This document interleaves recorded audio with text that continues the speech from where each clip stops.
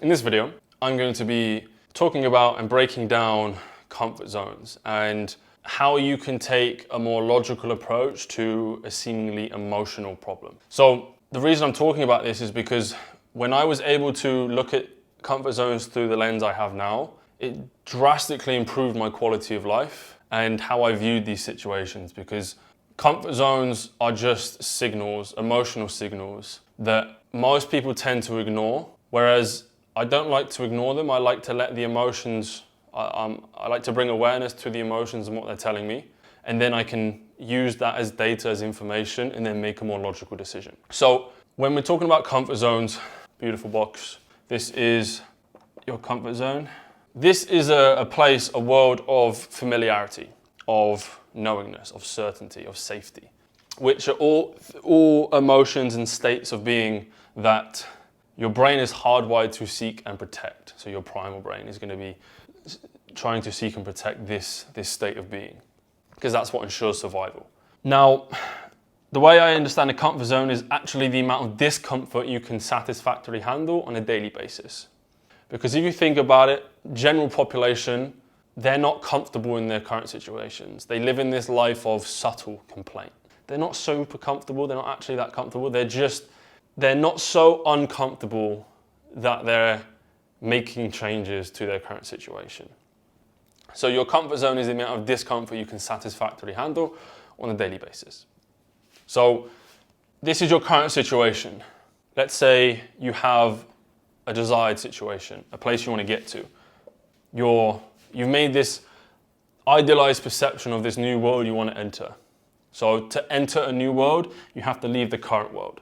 Now, it's difficult to do that because, like I said, you're not so uncomfortable that you want to make a move. So there's two things to this, which is what I want to cover.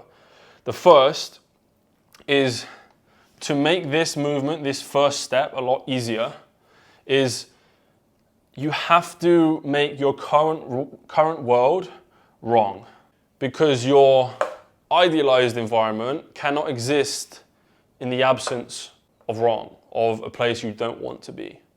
So to make this first move actually happen and make it a realistic option is you have to make your current situation wrong. And this is because pain, fear, discomfort are some of the most powerful human motivators. So rather than look at those as negative things, we can use them as positive things. So the emotion itself is something we try to avoid, but it has a positive use because they're some of the most powerful human motivators. We're not trying to change the feeling, we're just trying to change the meaning of the feeling. And it's such a powerful thing for you to do because their emotions and feelings you already have a high awareness of. So like I said, you're just changing the meaning of the feeling. They're known feelings. So because you try and avoid them all the time. So they're there, you're just trying to ignore them. But it's like, no, actually, we want to bring awareness to them because they are what we are going to use to propel ourselves forward. So that's first thing, number one, change the meaning of the feeling. The second point is, this is a dream scenario. This is a perception you've created in your mind, and I assume it's a positive place to be. So the problem with that is you don't actually know what this place is like. You've assumed it's a nice place to be and it's positive and there's no negativity there. So you've created this perception, but you have no experience or knowledge that this is a nice place to be or what it's going to be like, period. So it's a fool's mistake to think that, because when you think like that, and when you make your first step out of your comfort zone towards this new place, you have left comfort. So you've left comfort, so that means you've entered discomfort. You've left certainty, which means you've entered uncertainty. You've left familiarity, which means you've entered unfamiliarity, which your brain is hardwired to seek and protect. So when you make that first step, you've left this nice place, this warm place, and you've entered into this void, the unknown. And these current feelings don't align with the positive place you've perceptualized in your mind. So your brain is going to think, fuck, this isn't what we thought. Let's go back. Because your brain is wired to seek and protect familiarity, knowingness, certainty, comfort. But the more logical way to look at this is, because you've left this world and you've entered into unknown, The very fact that you are uncomfortable means you have to have left this world. You can't be experiencing these things without having left here. So the very fact that you are experiencing these feelings tells you you are on the right path. And so this is actually exactly where you should be, exactly where you need to be. Now this is actually a positive place rather than a negative. Because you've made this a negative place to be, the fact that you've left is now a good thing. So we flipped it.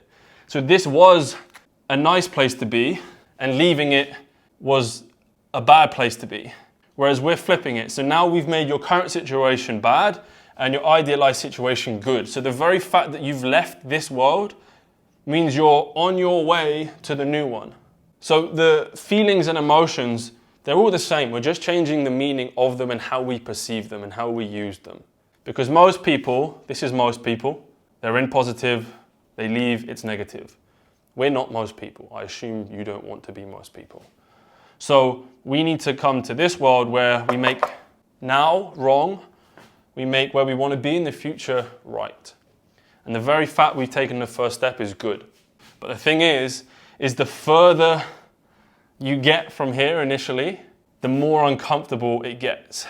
So it's easy to say this, but in reality it's much harder to experience because the further you get from comfort, the more uncomfortable it gets. But just know, there comes a point where it's at its most difficult, the midpoint. And then you just get closer to your idealized state. Because the fact that you've gone, we'll just call it 4 stages. So the fact that you've gone from 1 to 2, you've built up enough strength to go from 0 to 1, 1 to 2. But in this kind of midpoint, that's where it's at its peak and it's most uncomfortable. But as soon as you get into number 3, you've got the strength and experience from going from 1 to 3, and now it just gets easier because you're closer to the idealized reality. So now you don't identify with this. Because now the thought of going back, it's like, oh fuck, I've already come too far. I can't go back, I just power through.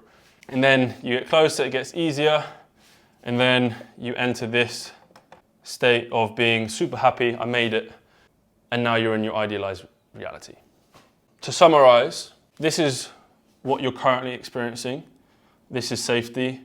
We enter into unfamiliarity, we don't like that. Let's come back. What we want to do is make the current reality wrong and take forward steps into the unknown. And that's where having mentors and support and communities are essential, because there are people who have already walked this path. So that's kind of how I look at comfort zones and stepping into the unknown and dealing with uncertainty. I hope you find it useful. Take a more logical approach for all of this stuff. If you're aware of what's going to happen, that you're in a current situation and you want to enter this new world, to make that step, you have to leave your current scenario, your current comfort zone. So it has to be as a byproduct. By proxy, it has to be uncomfortable, unknown, uncertainty, not safe. Cool.